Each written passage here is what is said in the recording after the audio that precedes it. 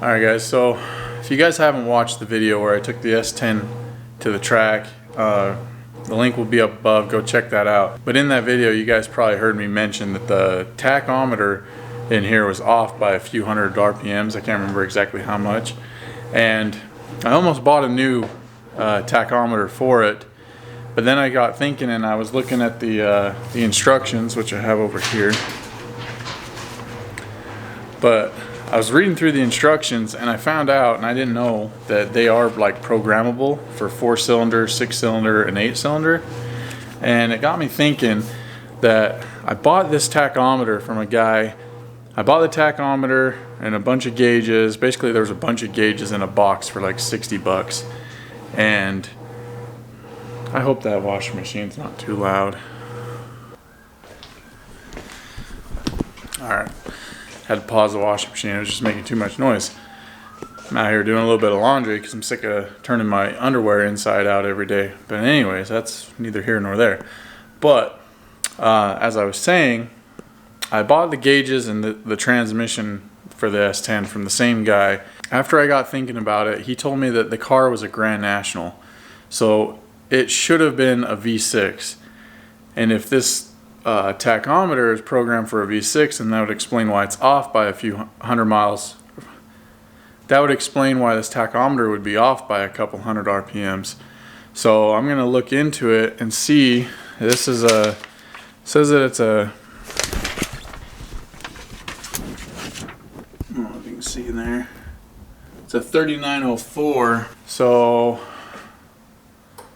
this here shows kind of, some of them have loops of wire that you cut, and some of them you can program with the actual buttons and stuff. But it's looking like I can see some loops of wire back there. So it looks like this is one of the ones where, you know, for an 8-cylinder you clip this, or for an 8-cylinder nothing's necessary. 6-cylinder, clip the brown wire. 4-cylinder, clip the brown and the orange wire. And then this one's for some other models. So I can see back there that there's some loop wires, and one of them is cut. So I'm thinking that that's the problem. But first I'm gonna get the laptop and I'm gonna run it and use the MSD, which is using the crank signal to get RPM. That's how I noticed it, is the RPM on the laptop was different than the tachometer. And when I was shifting, when the shift light came on, it just seemed super early. So I'm gonna get the laptop out, fire it up, and show you guys how far off it was between the two.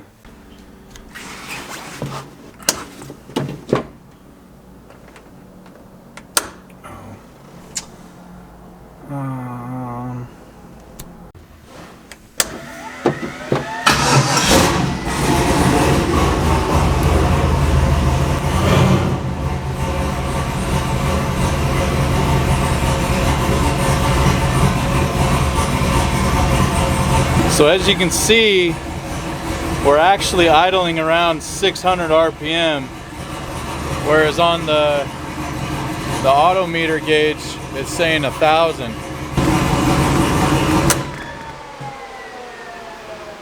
So I'm gonna take this out. I just have it kind of hose clamped for right now. It's in a terrible spot anyways. I can't see it once the steering wheel's on anyway. It's kind of hard to see. I just watch for the shift light. But I kind of want to move it, but I don't know, it's kind of hard to mount to this cage. I might move it over here onto this side. I'm not sure, but for right now, I'm going to get this off so that I can get to the back, because if the one wire's cut for a V6, then I'm going to have to kind of reconnect it, solder it back together, and that'll be easier over here on my toolbox. Oh, I really need to clean this toolbox off. For right now, this will do.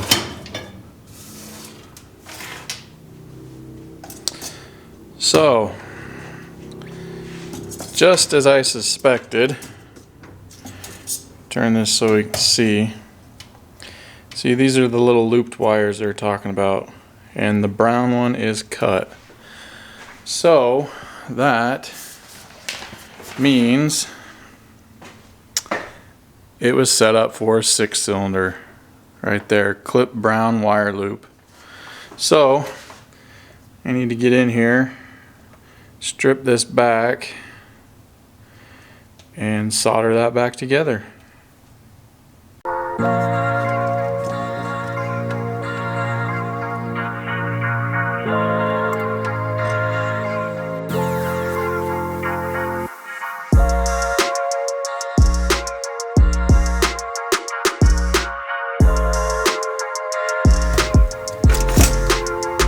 That's hot. You gotta be careful with that, that's hot. Ow.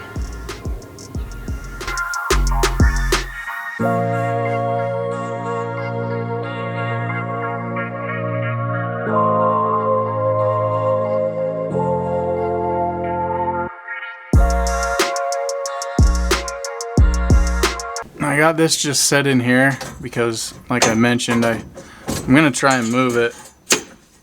I just don't know where yet, so I'm just gonna let that sit in here. Okay. Stay. Okay, hold on.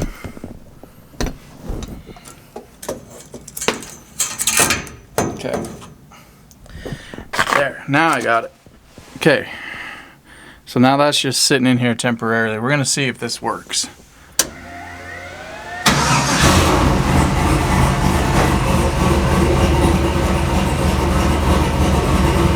Alright. So we're at about, I gotta turn on the gauge. Alright, so we're at right between 800, about 800 right there. Nope, 600, 800, kind of in between. And pretty close now.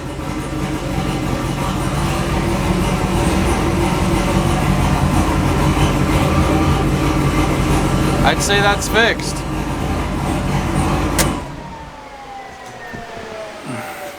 Alright, I'm stoked about that. That's a whole bunch of money I don't need to spend. Yeah, I thought that it was just screwed up, like it got dropped or something and it was off, but turns out it was just set up for a V6. That makes me really happy because that's like $200–300 I don't have to spend now. But I'm just gonna sit out here and kind of tinker on this thing. There's a few things I need to figure out, like, yeah, I don't even remember off the top of my head now.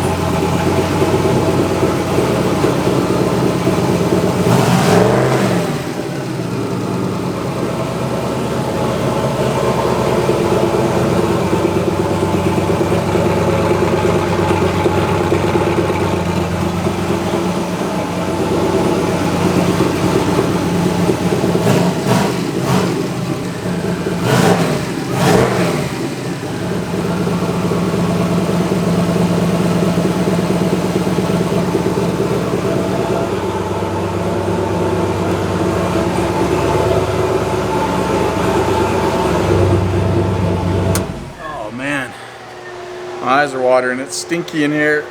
Oh, there's too much exhaust. I gotta get out of here. Oh, looky here. I forgot that I ordered some parts.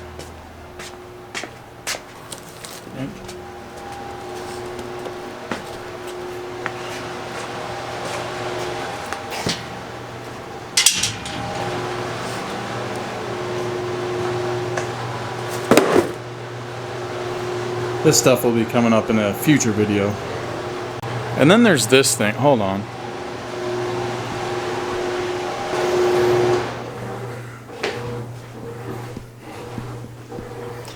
Whew, it's stinky in that garage. Oh, my eyes are watering. And then there's this thing. And an airplane flying by. I live pretty close to an airport.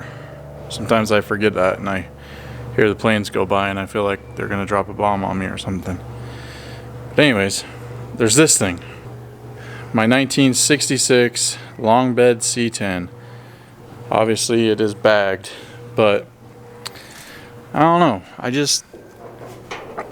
She just kind of sits out here and collects dust and leaves and stuff, and I'm kind of, I don't know, kind of bored with it, to be honest with you. It's got a 2006 5.3 liter in it, 4L60 trans with 25 to 2800 stall converter, comp cams, thumper cam. The heads I ported and polished myself. Aluminum, 3-inch core radiator. Dirty Dingo accessories. I mean, it's got an AC compressor, just no AC inside the truck yet. Ride-Tech arms in the front. It's got a custom drop member in it. 22-inch steel GM transport wheels.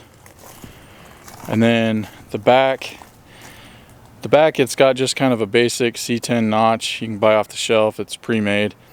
The rest of it I built, except for these bag mounts. These bag mounts I bought. But the link bars, the braces, shock mounts, all that stuff I built. The Watts link here in the back, all that stuff I built. Running dual 480 compressors from Viair. It's a 5-gallon aluminum tank. AccuAir switch speed for the management. But yeah, as you can tell, it's just been sitting out here in the sun getting baked. Like how chalky that is. I mean, just needs a good cleanup. The battery cables, they're getting pretty bad from sitting in the sun. They're all dry rotted and stuff, but inside it's kind of dirty right now. This thing was sitting here so long. The first time I went and drove it, like after all summer of it sitting here, the the vents were open and all the leaves from the cowl blew out, and the floor's covered in leaves right now. I haven't cleaned it out yet, I've been lazy. But brand new upholstered stock bench seat, brand new foam, springs, all that stuff. Custom steering column. I painted the whole inside, so like get the camera to focus, but ceiling, everything's all new paint. Dash is painted. I haven't painted the doors or anything because I wasn't real sure if I was going to keep the white doors, but everybody seems to like the mismatched doors, so I've left them. But it's got pretty good patina. There is some rust spots down here, but I don't know. I'm just kind of bored with it. When I had it dynoed 320 horsepower in second gear.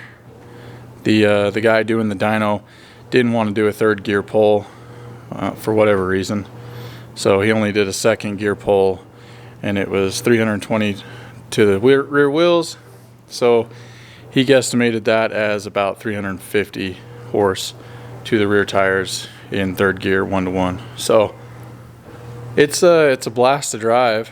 Gets a lot of looks. I don't know.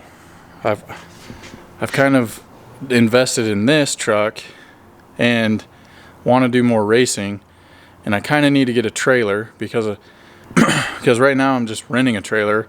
Like the last time I went to the track, I had to rent a trailer to get it there, and that's going to get expensive. So I don't know. I may sell this truck. That way I have room to park a trailer, open up some funding, help fund this project a little bit more, maybe fund some future projects, because as you guys know, this lifestyle isn't cheap. Race cars and race trucks cost a lot of money, a lot of braking, a lot of buying parts.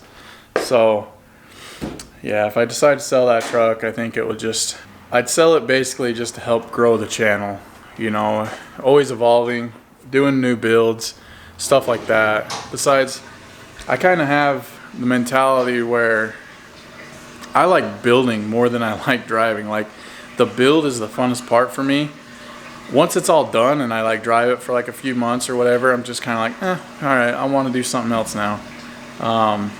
And that's why, I think that's why I like Demolition Derby so well. Or maybe doing Demolition Derby made me this way, but when you're doing Demolition Derby, you build a car, you spend about, I don't know, 4 or 6 months building a car, and then you go out and you wreck it, and you know, you win a little bit of money, so you take that money, you know, you could win, I won, you know, like $2,000-3,000 at a time.